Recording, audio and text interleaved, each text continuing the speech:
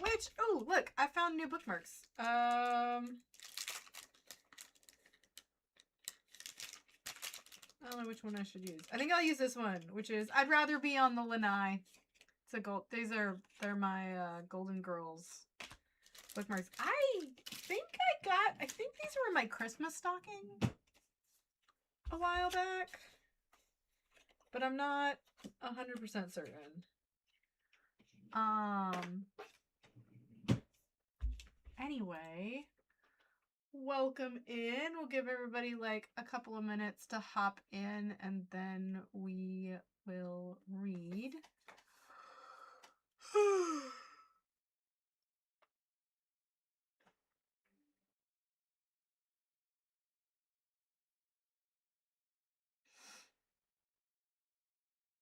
So, welcome.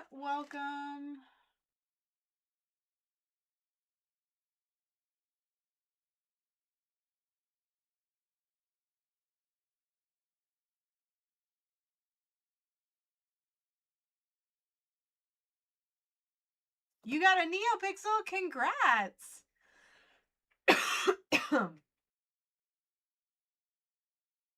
Also, sorry I sound sick.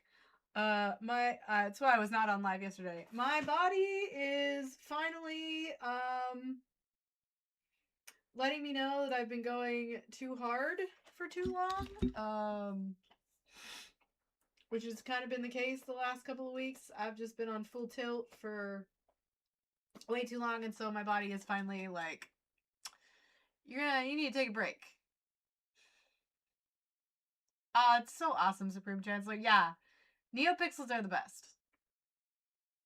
So yeah, I was sick. I felt like death yesterday. I feel better today, but I'm still like recovering. Hi, Ruben.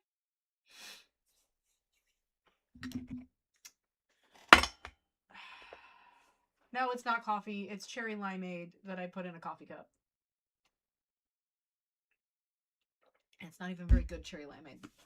Panera's cherry limeade is not nearly as good as Sonic's cherry limeade. Just saying. So, welcome in, guys. Welcome in. We'll give everybody like 5-10 minutes to hop in, and then we'll start reading. Yeah, I don't know why the Senate would be your favorite. That seems like totally sus. Hello, Bo-Katan. We got the Supreme Chancellor and Bo-Katan. What an honor. Hopefully after the summer. Like, I'm hoping that once, like, the kids are back in school and, like, my schedule quiet down, I can go back to working on my armor. I really need to get my armor done. That's, like, I need to get it done before the end of the year. I need to get my Padme dress fixed and in apps again before the end of the year, and I gotta get my Mando armor into apps before the end of the year. That's kind of those are the goals. You need to see that armor. I don't even have like I have my old helmet, which is no longer is broken. Maybe I can get it without making a mess. Yep. So this is my old helmet. Yes, it is color shift. So it is a blue-purple color shift, which the new armor is also blue-purple color shift. But so this is like this was the color scheme. So black, silver, and then the color shift purple. But like I said, this is my old helmet. It's cracked. And it's way too big. It makes me kind of look like a bobblehead because of how big it is. So my new helmet is, I forget what the actual name of it is called for the file, but I call it the Valkyrie. Hi, Brandon. I call it the Valkyrie helmet because it's got like the Valkyrie wings on the back. I think maybe it's the Shrike. It might be called the Shrike. It's kind of a night owl style, and then it's got like fins on the back of it that I really, really like. That is my new helmet that I'm currently working on. or my new armor. So I have already been to both. I went to both Disney locations. So I went to the first one. I went to Disney World at the end of May, and then I went at the last weekend in May, and then I went to Disneyland the second Thursday in June. Already did it. Thank you, Bo-Katan of Clan Kreese. Yeah, so that's my armor at the moment. Part of the thing is like my armor was ready, almost completely ready to be done. I had a few pieces I needed to fix about 2 years ago, and then I've lost so much weight that like the armor didn't fit. None of my pieces fit, so I had to like basically start from scratch. I mean, it's a good problem to have, but I lost 95 pounds. It's almost 100. I've kind of been like holding at 95. So I lost 95 pounds, and now the none of my armor worked. You've seen a lot of rant accounts as of recently? What kind of rants?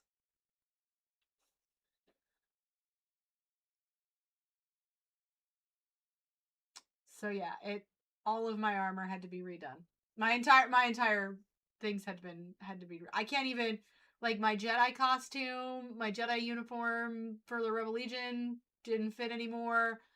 My Mando armor didn't fit. My 501st uniform no longer fit either, but that was one was by the Archer Fives. Oh, fives.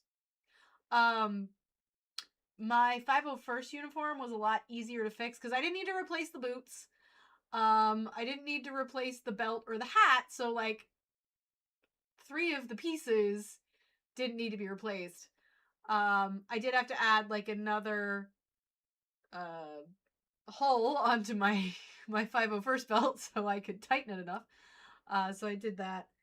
And then I just bought a new OEM flight suit and I refixed it. So the new OEM flight suit, the only thing I needed to fix in order to be approvable again was my the patches on either side. So I fixed the patches.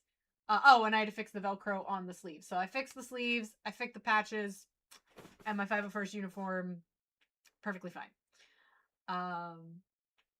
But yeah, my Mandalorian armor and my Rebel Legion stuff did not fit anymore. Hence the reason I made the new Padme dress. I have the wig, I have all the pieces. Oh, I keep forgetting. I need to do the headband, and I just keep forgetting to order it. There's a seller on Etsy that another Padme cosplayer sent me that'll let me fix it. And I need to fix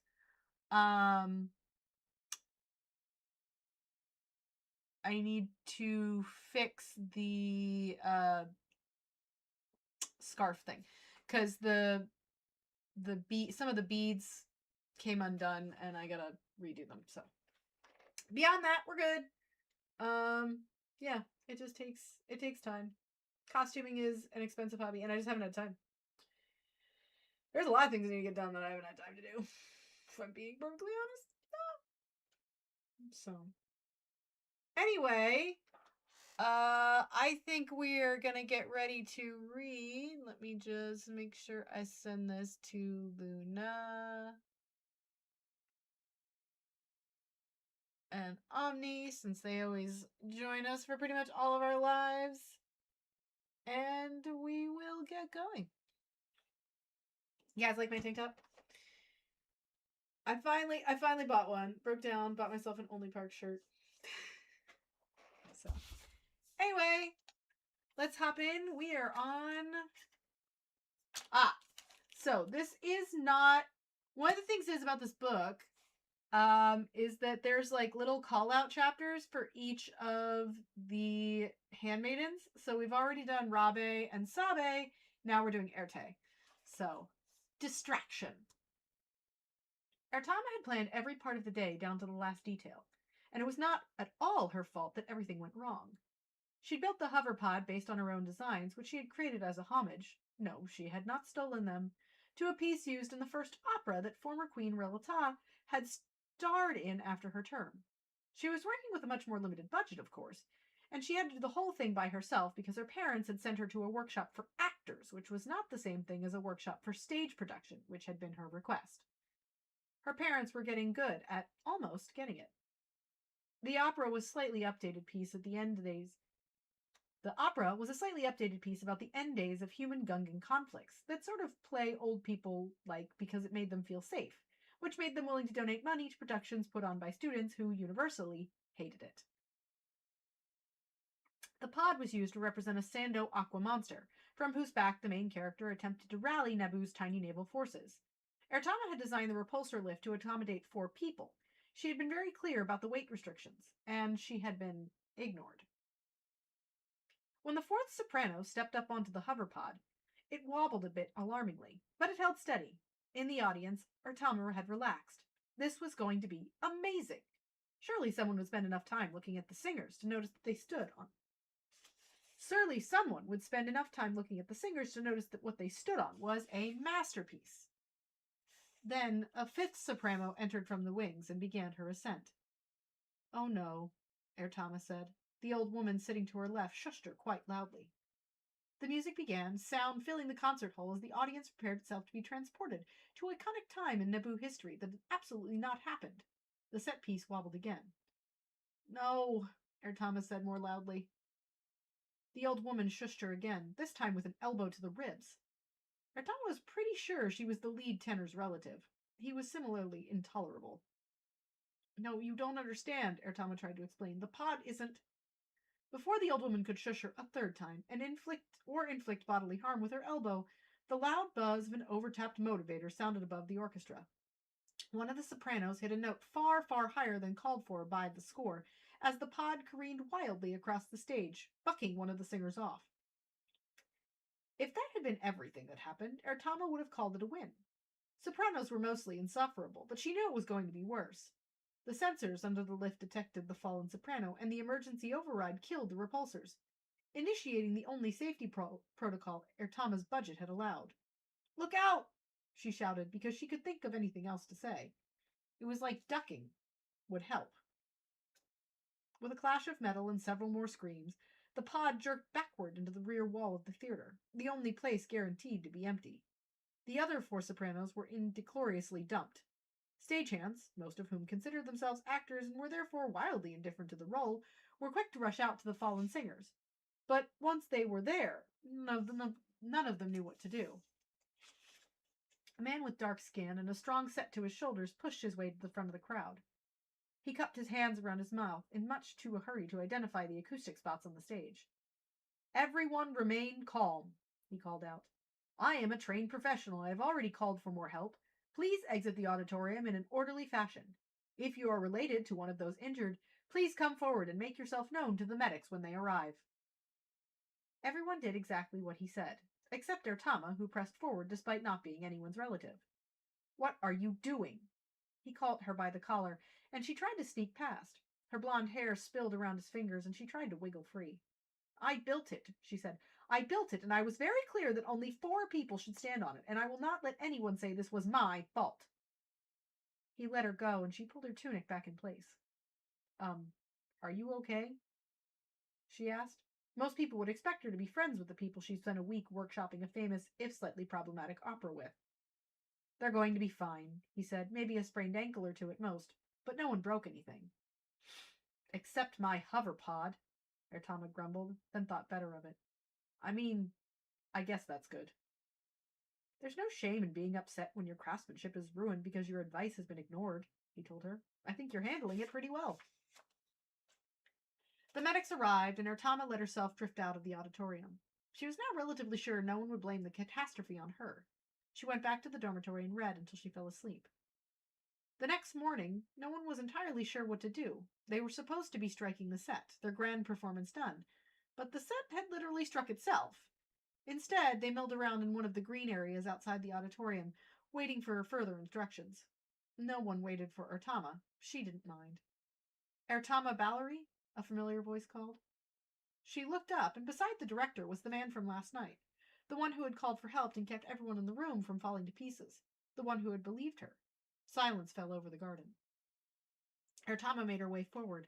She was sure he had believed her. He had even told her she was handling it well. No one ever told her she was handling it well. She always overreacted. We met briefly last night, he reminded her. Oh, yes, she said, the security officer. His face twitched ever so slightly. I was very impressed with the way you handled everything, but I didn't get a chance to introduce myself. He continued. The last bit of her worry evaporated. My name is Quarsh Panaka. Chapter 11. The governor of Carlinus was the first to arrive. Amidala met her at the landing pad at the sign of welcome and respect. Governor Bibble stood beside her as he had met his counterpart before. She had only recently been elected, and Padme hoped that she wasn't as sour to Naboo's recent policy as the rest of her government appeared to be. At one time, movement of people between Naboo and Carlinus had been quite common.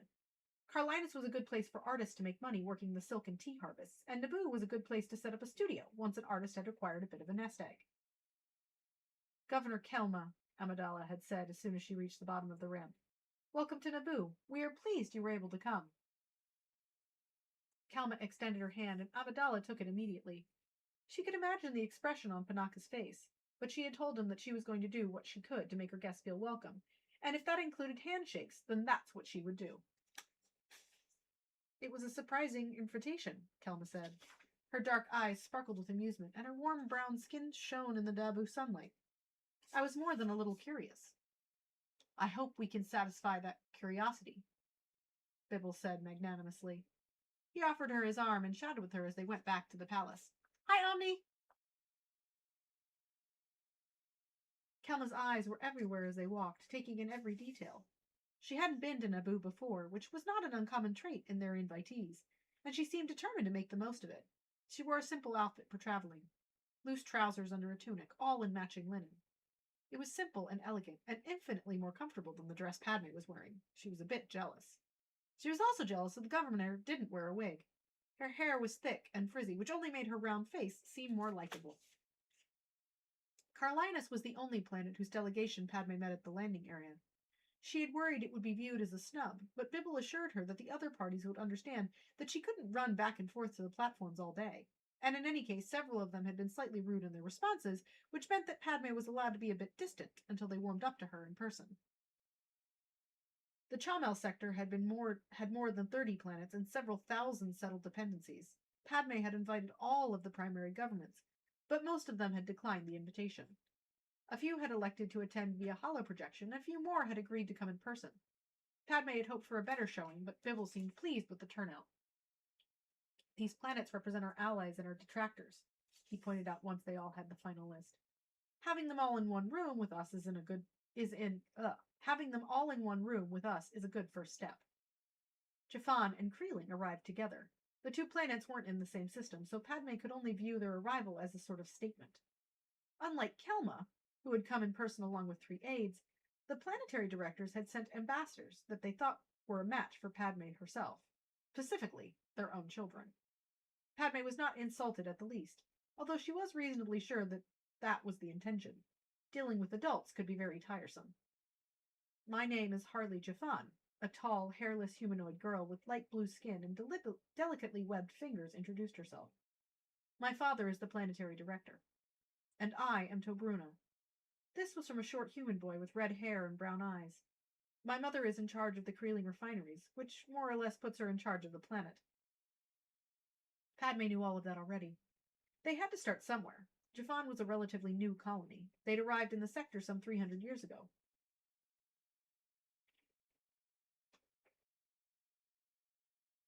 Sorry.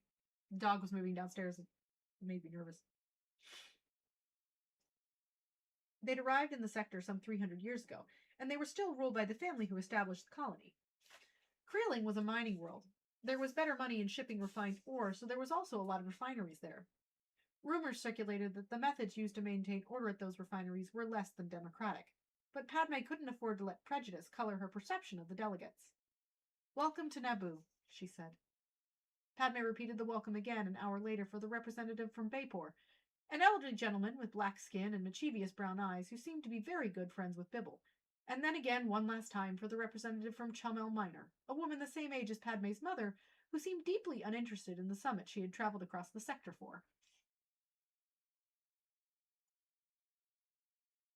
Huh? What are you talking about, Omni? Hi, Vargas Showgirl. I don't think I'm allowed to. I don't think I'm supposed to use your name, so I won't.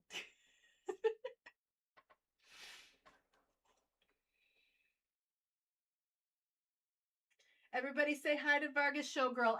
As you guys have known on some of my other lives, I've had my baby cousin. This is one of my not baby cousins.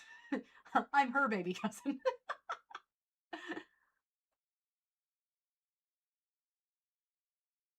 As the afternoon progressed, Padme had welcomed half a dozen other delegates, bringing the total number of 12, including herself. Mariek Panaka, as the highest-ranking guard in the diplomatic wing, was in charge of delegate security. The palace staff had been thoroughly briefed on the requirements of the non-human delegates. There was something in Kreelingi atmosphere that had an apparent Star Wars words. There was something in the Kreelingi atmosphere that had a permanent effect on human vision, Padme suddenly recalled. She was sure her staff had it covered and would have made the appropriate arrangements, but she also knew that she'd have to confirm it for herself or it was going to bug her. Padme wanted to slouch when the final representative left to go to their assigned quarters in the diplomatic wing. But instead, she maintained her dignity and let herself be borne off to prepare for the state dinner. You did ask for this, Panaka said. I'm aware, Padme replied. He didn't push it. Oh, hi, Jeffrey. So we are reading Queen's Peril. We are on chapter 9? Sorry, we're on chapter 11. Apologize. Queen's Gambit. No, we're reading Queen's Peril by E.K. Johnston. It is the first in the Padme trilogy. I am slipping these into the Legends timeline, even though they're not Legends. These are canon. Or these are Disney timeline. I don't know. Legends timeline, Disney timeline, canon timeline. This is whatever. Canon timeline, Disney timeline. This is considered to be part of the actual timeline for the moment. Mostly we've been going through the Legends timeline, but I am, of course, it's my stream and I can do what I want and I can slip out of the Legends timeline when I want. In one tear, we get the best Star Wars character novel.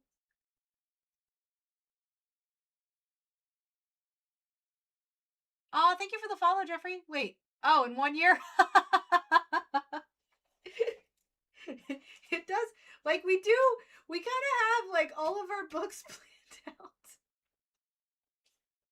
Are you talking about Scoundrels, Omni? We might slip it in after Phantom Menace.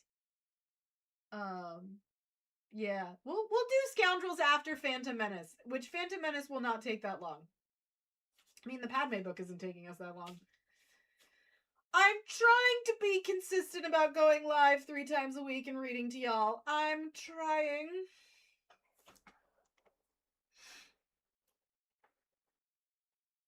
But you have to remember, I'm also a full-time student, a full-time mother, and a full-time worker. And sometimes I need a full-time nap. I mean, right now I'm sick because, like, my body is just finally is like, you have been going full tilt for too long. Stop it. So, yeah. Oh, you guys like my clicker? It looks like a macaroon cookie. All right. Shall we continue? Also, it helps that this book is actually really interesting.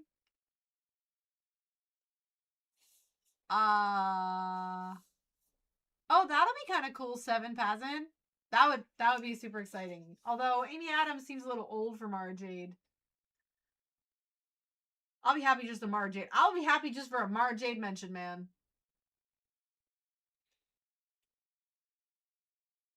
I think Mara Jade's like, I think Mara Jade, just like Jaina and Jason and Anakin Solo and Ben Skywalker, have been admonished to the Legends timeline and we will never be able to see them. No, I'm sure Amy Adams has been like, she's confirmed, but like, I don't think she's playing Mara Jade. I don't think we're getting Mara Jade. ever.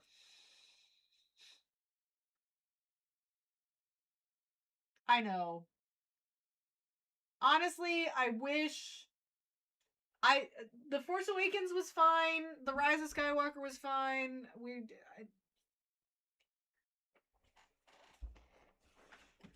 I hang on, I have to say something nice about the Last Jedi. Hmm,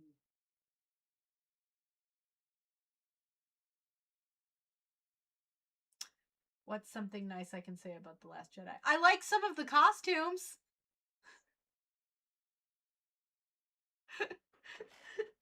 uh I like some of the costumes. That's the only nice thing I can say about the Last Jedi. That movie was terrible. It's not terrible. It's not my favorite. We'll go with that. It is my least favorite Star Wars film, and my second least favorite is Solo. Yeah. I don't really care that they made Rey a Skywalker. That's fine. Whatever. I mean, I feel like we should make the Ben Solo movie. I feel like if Disney really wants to like win back the fans with the sequel trilogies and like the sequel era stuff, I feel like if they want to win us back, they need to give us the Hunt for Ben Solo. I feel like that would really capture people. That would draw people in. Just saying. It'd draw me in. I'd watch it.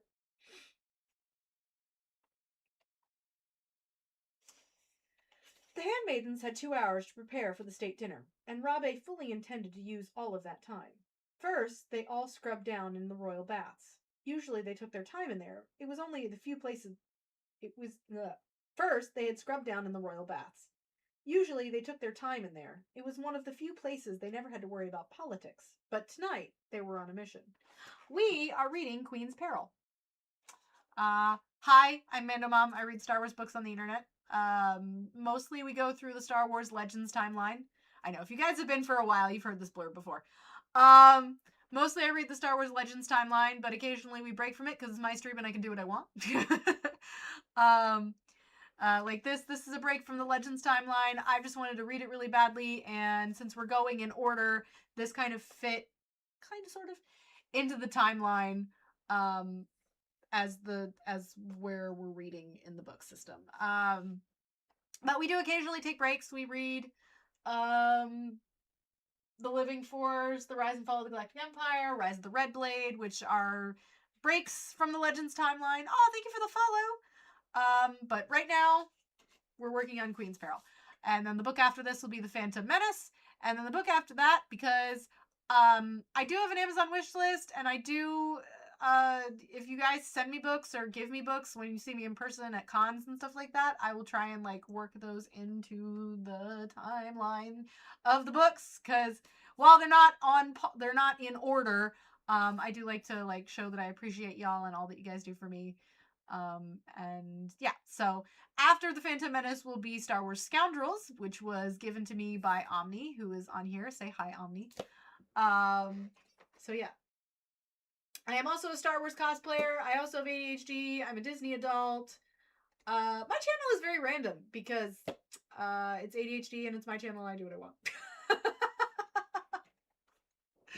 So, just a side note, it gets a little chaotic in my there's no like theme. I used to make like some Star Wars sketches. I haven't done them in a while just because I don't. It takes a lot of time to get in costume and get all the makeup on and stuff, and I just don't have that kind of time. I do miss making them though. I seriously miss my Duster IT stuff. I miss Jen. I really do. But right now I can't do Jen because I can't find my glasses. I have no idea where my Jen glasses are. It's kind of a problem. She might get new glasses. I was looking at ordering some of the new pair eyewear glasses, and I was gonna get a Star Wars top for them. So Jen might get new glasses. Don't know. So, anyway, that's me. Back to reading. Yane had laid out shifts for all of them to be put on when they were dry, and when they had got to the dressing room, she passed out jade green robes for everyone but Padme. The queen was directed to sit and not move until given permission, and Padme complied with a laugh. That means your face too, Rabe said, hovering close with foundation and a brush. I'm not making a mistake because you're giggling. Padme laughed harder, but schooled her expression when Rabe started to look exasperated. She closed her eyes and let the wardrobe mistress do her work. Yane was braiding everyone else's hair so they could pin it under their hoods. By the time she was done, Rabe finished with the queen's face except for the red marks, and so she went to get dressed while Yane stepped in. She braided Padme's hair tightly and pinned it all down on top of her head. Then she covered the pins with a layer of gel that would stop them and the wig from itching. She fit the headpiece on carefully, checking frequently to make sure everything was aligned properly before giving it one final light shove down. It attached firmly to the gel. It was a traditional look tonight, a wide arch of hair that matched Amidala's natural color, and several long tresses down her back. Erte and Sache had finished laying out the dress. It was one of Erte's designs, and could be stepped into. This made everything about hair and makeup easier, and Erte had grumbled for a week that it was ridiculous that it had taken this long for that to be normal. The dress was a deep pink in a less stiff style than Amidala's court gowns. There were actually flounces involved, which made moving around a lot more fun than usual, and the neckline was less conservative than her usual outfits. Padme stepped into the dress and stood patiently while they fastened it to her. Erte went around behind her and activated the inner layers of the dress so they would seal around her body. Padme had learned very early not to breathe out as this was happening. Cheater, Erte said with some fondness as she tightened the last few ties, then pressed the seam on the back closed, rendering it effectively invisible. Sabe had been working on everyone else's makeup. It was another trick Rabe had devised. When they made up Amidala, they also made up the handmaidens to look much alike as possible. It was only feasible when their hoods involved, otherwise Erte was an obvious outlier. But aside from that, it worked quite well. Padme had walked past Panaka 3 times as a page before he'd identified her. After several minutes of small adjustments, Rabe and Yane pronounced everyone ready, and they set out for the dining room. The handmaidens would be at the table tonight, interspersed with various government officials. It was a deliberate show of trust on Padme's part. She was giving her guests the opportunity to figure out something that was very important to her. The only questions were who would make the intuitive leap, and what they would do with the information. If she was being completely honest, Padme couldn't wait to find out. Queen Amidala's first state dinner after being elected to her throne went, by all accounts, quite well. She had given thoughtful consideration to the menu, making sure to highlight Naboo delicacies without overwhelming her guests with fish. Though it was a staple protein on Naboo, the other planets in the sector did not support as much aquatic life, and she knew the texture could be off-putting. The seating arrangement had been adjusted at the last minute to put Bibble next to Olan Karras of Baypor, when their friendship became apparent. Even though that put Karras near the foot of the table, he seemed to appreciate the gesture. Padme sat at the head of the table with Governor Kelma on one side of her, and Nitsa Tulin, the representative from Chomel Minor, on the other. The other delegates were interspersed with the handmaidens, apparently at random, but it was no accident that Sache was seated with a clear view of Tobruna's and Tulin's faces. Padme trusted her observations a great deal. Sabe was next to Harley, who turned out to be much more gregarious than any of them had anticipated.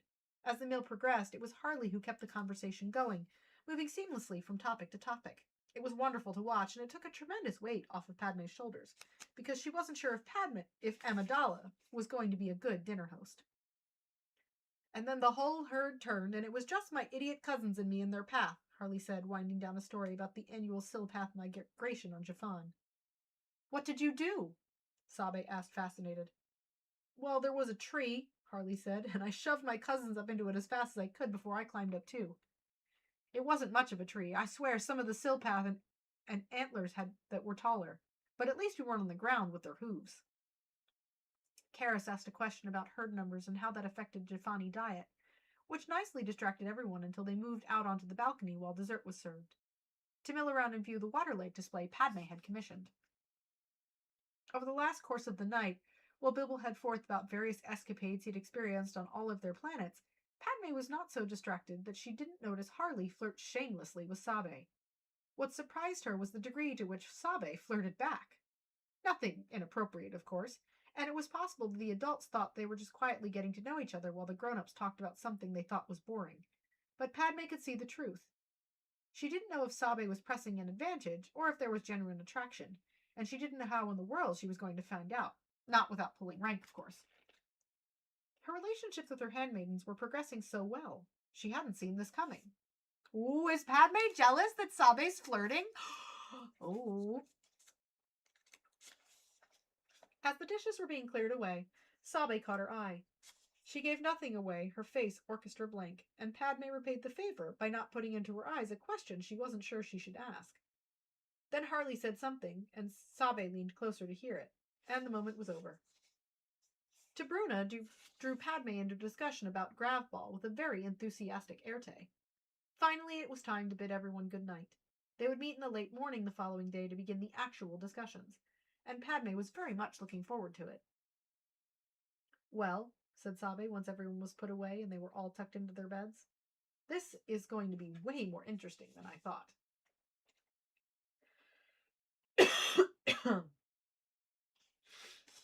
Everyone still awake? Shall I keep going?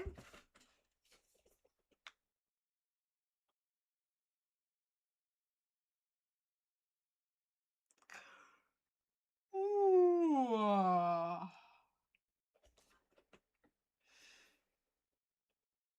Tell me how you're put in the chat how you're feeling tonight. Oh no, I don't know why I said that. That's what the little AI thing on the screen said I should do. You're still here? All right. Chapter 12.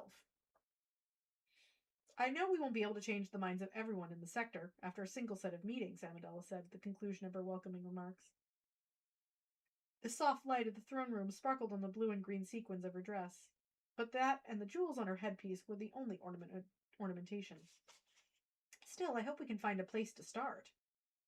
As Governor Kelma rose to give a response on behalf of the invited guests, Sache took in the throne room.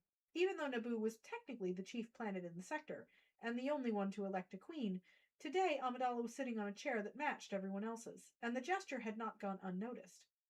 Nitsa Tulin still looked bored and was only barely paying attention, but both Harley and Tobruna were visibly pleased to see Amidala sitting at their level. Their only person who seemed upset was Captain Panaka. There were, in actual fact, 2 blasters currently hidden in the armrest of the Naboo throne. Meanwhile, the throne itself was sitting in an anteroom, waiting for Padme to require it again. Woo! 2 weeks to vacation! I'm sorry, Captain, Amidala had said when he'd confronted her about it. I didn't do it on purpose, I promise you. There were so many other things to organize, and the chairs seemed like such a good idea, I forgot about the blasters completely. Panaka glared at Erte, who had definitely remembered. Please don't do it again, was all he said. I will not, the Queen promised. The first day's schedule had been decided long before the delegates arrived, and it was the simplest. They met mid-morning to allow the representatives with hyperlag sometimes to catch up, and after the welcoming remarks, each person would have a few minutes to address problems specific to their own homeworlds. Governor Bibble did not expect any surprises, but none of the handmaidens, who watched from their places standing behind the ring of seats, were quite as blasé. Harley had the floor to start off with.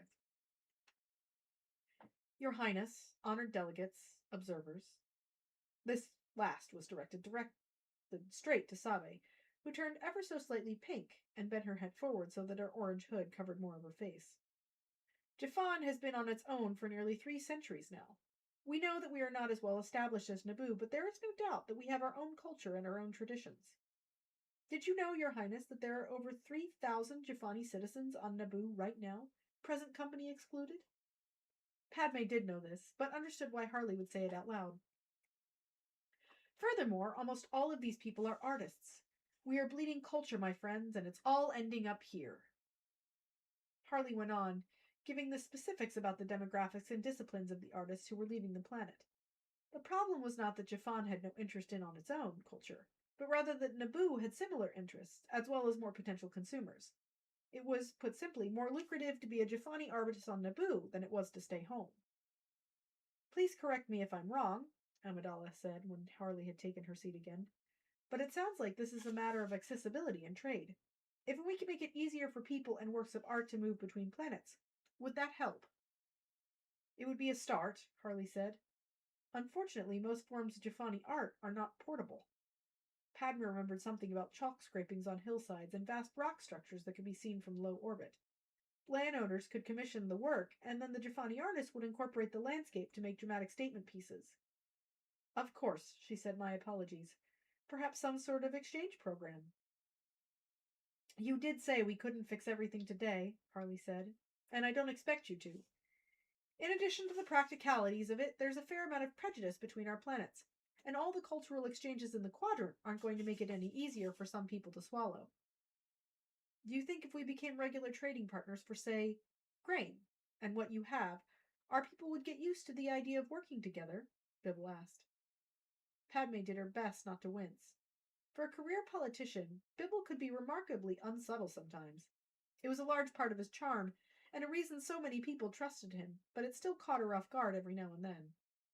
Well played, Governor, Harley said, a smile on her face. I suppose I walked straight into that one. It's possible. I'm not sure how easy it would be to convince the director to part with food, though it's been 300 years, and we still keep very close stock of our supplies. The floor passed to the next delegate, and talks continued. Nitsa Tulin passed on her turn to speak, and Olan Karas said he had nothing to add. His planet's population was quite small, he admitted, and he had mostly come so that his government would have an accurate report about what had happened at the summit. Padme accepted that with aplomb, and it was then that Torbruna's turn to speak. Creeling's problems are out of a slightly more serious nature, I'm afraid, he began. While we understand that the sector is famous for creation above all other things, it is we who are charged with the production of a key raw material.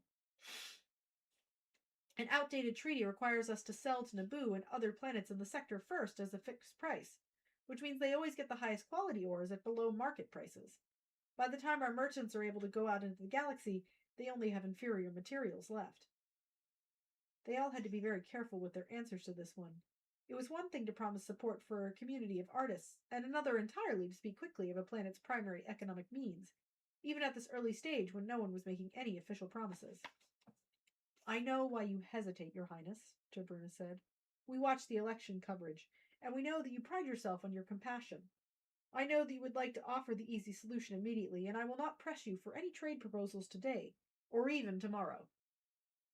We appreciate your understanding and your generous read of our character, she said. You are correct. We thank you for the time to consider our response. Tobruna bowed and took his seat. This gave Padme a few more moments to think about what she was going to say. Is Naboo your primary market? She asked, and do we require all of your high-quality ore? Or? You are, Tobruna said. We use the ore for shipbuilding, Bibble said, consulting his notes. Most of it, anyway. The rest goes to musical instrument manufacture. Does that require high quality? Amidala asked. No one knew, and so Padme risked a look at Sabe. They made eye contact, and Sabe minutely shook her head.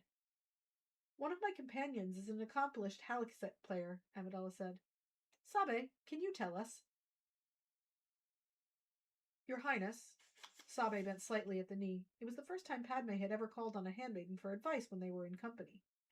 From my experience, the high-quality ore is not necessary. The glint of the ore is fashionable, but not required. Yane coughed quietly and adjusted her hood over her face before turning her hand to her side. Padme remembered that within days of her handmaidens appearing in court with their heads covered, the particular handmaiden style had become a planet-wide trend. That might not actually be so hard to change, Amidala said, especially if we convince up-and-coming musicians that a less glinty instrument is favored by the palace. Tobruna grinned. I would not have thought of that, he said. I look forward to seeing your solutions to the pricing issues, if they will be similarly creative. It is only a very preliminary stance, of course, Amidala said, but we must all start from somewhere. Governor Kelma had the last spot this morning. I knew Naboo is facing its own labor shortage, she began, but Carlinus is in a similar straits. We have plenty of people coming in to do the regular year-round work, but it's the seasonal jobs that are suffering. They pay just as well, but it's hard to convince someone to move all the way out here if you can't promise them regular work. The people we want to hire from Naboo are ones you wouldn't miss, Your Highness, Kelma continued. They're the young students right out of school who haven't decided which apprenticeship they want to take or what craft they decide to dedicate themselves to.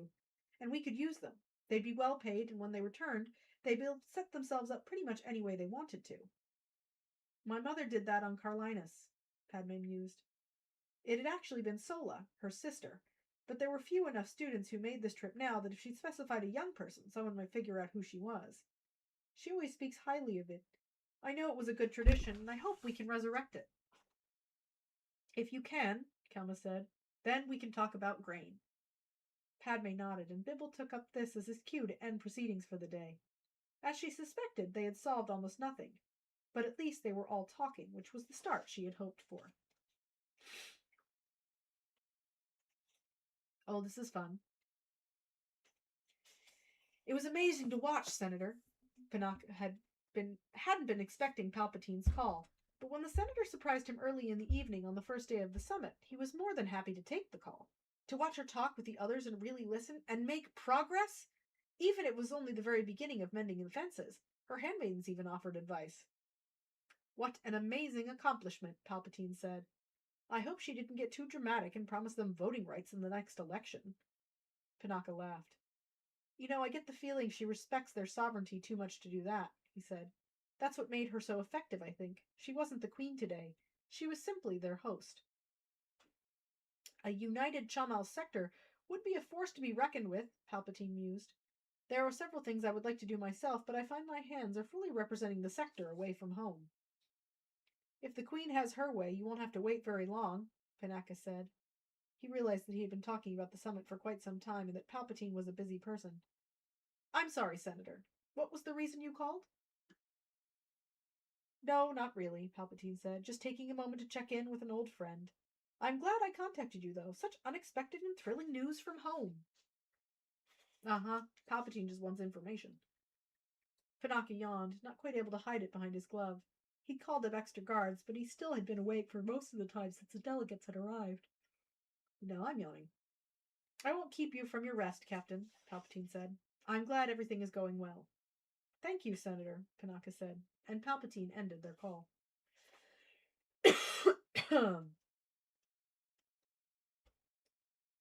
Oh, and here we get to the heart of it. Darth Sidious considered his options. The events in the Chamel sector were completely unexpected. He hadn't thought that Queen Amidala could muster that sort of achievement in the short time since her election. It would be the last time he underestimated her. Even if she succeeded in uniting the system, he could still play it to his advantage. Ore traders and Sylph Path hunters were no more a match for the dark side than Amidala was herself. He would have to move his timeline along, though. No more dallying on the Senate floor waiting for bills to pass. He would move the pieces directly. And if it cost him a few pawns in the process, well, he had plenty more where those came from. It was time for the Chade Federation to cease their training maneuvers, move their invasion force out of the wilds of Geonosis, and go to work.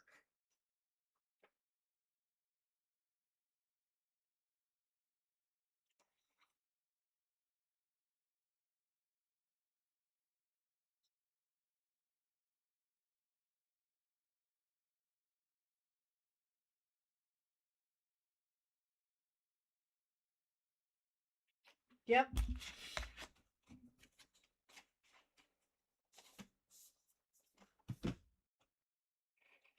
It's so sad. So sad to see that I don't want this. I like that. Okay, so when we read Cloak of Deception, that was like mostly politics and super boring. This book has been mostly politics, but not super boring. I don't. Technically, they should both be super boring, but it's kind of nice that they're not. That it's not been super boring. Super boring. Oh my gosh, can't talk. I mean, I am slightly losing my voice from just being sick, but I'm almost done. Like I said, I felt a lot. I woke up feeling kind of icky, but I took an ibuprofen and then I felt fine. I don't feel icky at the moment. Tired, yes, but not icky, so that's kind of nice. I should be on live tomorrow. We'll read 10 p.m. Eastern Standard Time. We'll continue reading our book.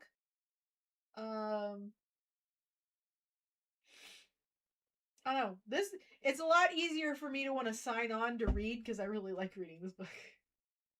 So, um, I think I am gonna say goodnight because again, still trying to get over this cold and I need sleep.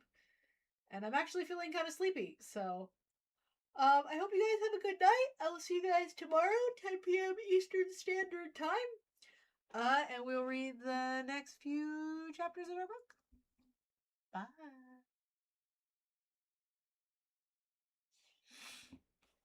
And same thing goes for you guys over on the Purple app and the Play Button app. I will see you guys.